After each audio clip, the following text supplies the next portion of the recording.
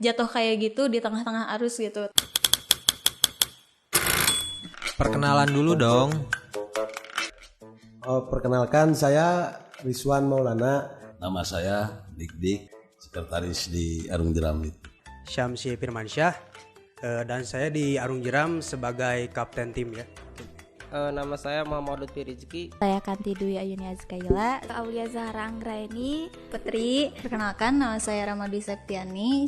Posisi saya di kanan belakang kebetulan sebagai kapten. Kebetulan saya sama ofisial ada dibantu sama manajer. Saya mengirimkan tim Tarogong Kidul untuk mengikuti kejuaraan Arung Jeram R4. Pertama di Garut, pertama di Jawa Barat, dan pertama di Indonesia World Cup Garut kemarin yang 2021. Berapa lama berkecimpung di Arung Jeram? Dari tahun 2004. Di Arung Jeram saya dari 2009. Kalau saya sendiri ya dari mulai kelas 2 SMK waktu itu. Dari tahun 2019.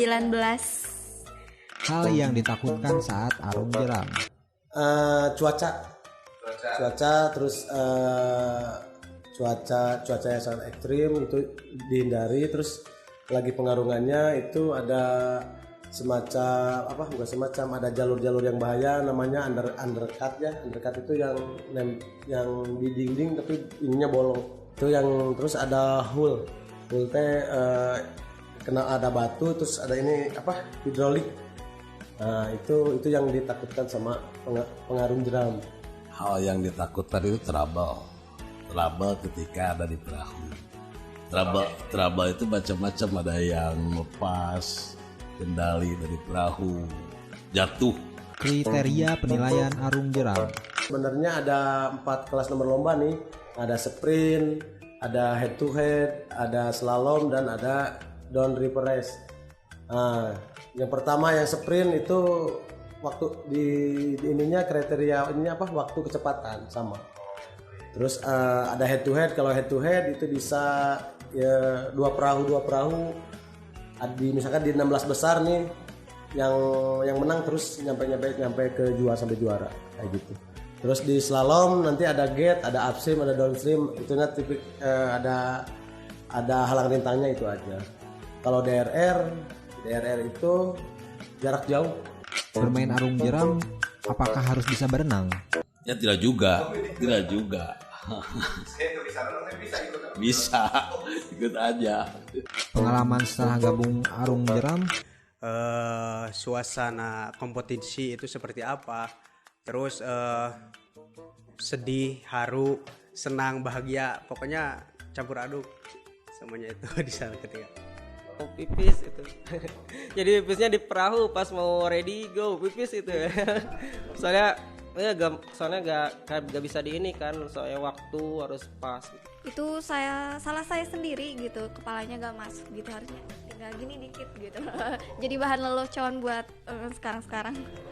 Terus ditambah yang waktu head to head ya, kena penalti 50 karena Dayung masuk keduluan daripada instruksi apa. Kalau untuk segi pengalaman ya asik aja gitu ya. Terus ditambah di tim kan nggak bisa egois, kita lebih banyak saling menghandle satu sama lain. Ya lebih tepatnya lebih banyak bertabah gitu. Untuk mendapatkan medali itu sangat sulit karena pesaing-pesaing juga kebanyakannya yang atlet yang sudah jadi gitu, sedangkan kita yang di tim yang atlet yang sudah jadinya baru sekitaran 1 orang kalau di perahu kita, sedangkan kalau di perahu putra ya mungkin semuanya rata-rata gitu. Sedangkan yang lain udah menjenjang atlet-atlet luar biasa lah gitu. Kalau untuk pengalaman saya sendiri, ini buat yang pertama kali ya perlombaan, mungkin untuk lebih memicu adrenalinnya ya, mentalnya gitu. Selanjutnya seru, mungkin kesalahan-kesalahan yang kemarin saya perbuat dijadikan evaluasi buat perlombaan selanjutnya. Ada suka dukanya banyak gitu. Dari mulai kita kan baru pertama kali disatuin satu tim gitu, satu rumah. Dan feel-nya langsung kerasa di situ, chemistry kebentuk di situ, karena kita kan latihan memang susah karena kita banyaknya orangnya yang bekerja gitu. Tapi kita dapat chemistry yang benar-benar chemistry banget gitu, sampai makan aja kita makan bisa sampai setengah jam dan itu banyaknya ketawa gitu, karena kita benar-benar se-happy itu, sebebas itu gitu, karena kita nggak ada tuntutan dari pelatih atau manapun gitu untuk kamu harus gini, kita bebas aja sebebasnya, jadi kita main pun bebas tanpa harus ada beban gitu, jadi ke kitanya juga enak gitu sih. Amin. Dan juga semoga juga kompetitor lebih mensupport. Amin. Rencana selanjutnya gimana? Rencana selanjutnya kami fokus di tim Porda Kabupaten Garut ya, sama anak-anak juga. Terus nanti kan Porkab masih 4 tahun ke depan lagi, masih jauh. Sekarang yang terdekat kita mempersiapkan buat Porprov 2021 di Kabupaten Garut, di tuan rumah. Jadi Garut jadi tuan rumah di bulan Juli. Buat tanggalnya belum muncul.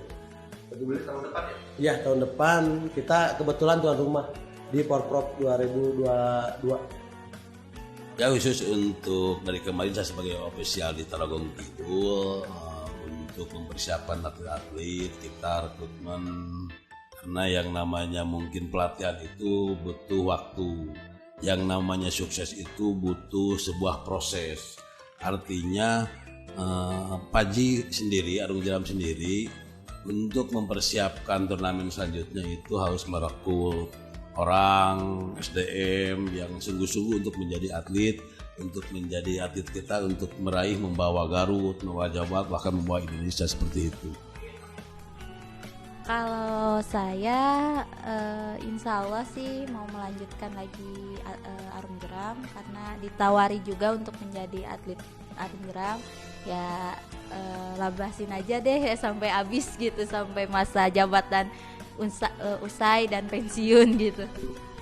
Kalau saya nerusin buat di Arung Jeram, kebetulan ditawarin juga, udah ada tim juga buat diperdalam lagi gitu.